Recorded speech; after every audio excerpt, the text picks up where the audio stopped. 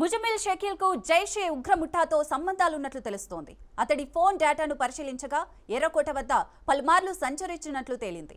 ఈ ఏడాది జనవరి సమయంలోనూ ముజమిల్ పలుమార్లు ఎర్రకోట వద్దకు వెళ్లినట్లు గుర్తించారు. పేలుడు చోటు చేసుకున్న ప్రాంతం నుంచి ఫోరెన్సిక్ సైన్స్ ల్యాబొరేటరీ బృందం దాదాపు 40కి పైగా నమూనాలు సేకరించింది.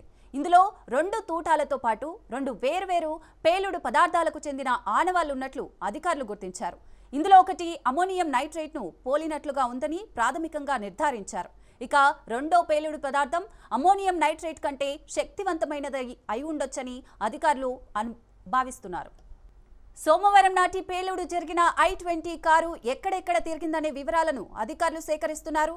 పేలుడుకు ముందు ఈ వాహనం ఢిల్లీలోని అత్యంత రద్దీ ప్రాంతాల్లో సంచరించినట్లు తెలిసింది.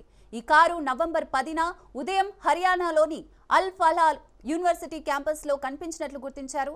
ఆ తర్వాత ఓల్డ్ ఢిల్లీకి తీసుకొచ్చినట్లు పోలీసు వర్గాలు వెల్లడించాయి. అదే రోజు మధ్యాహ్నం 2:30కు కన్అవుట్ ప్లేస్, ఆ తర్వాత మయూర్ విహార్లో ఈ కారును గుర్తించినట్లు సీసీటీవీ ఫుటేజ్లు పరిశీలిస్తే తెలిసింది.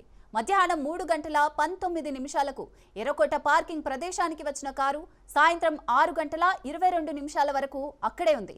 ఆ తర్వాత కాసేపటికి పేలుడు సంభవించింది. ఈ ఘటనలో మృతుల సంఖ్య 12కు పెరిగింది.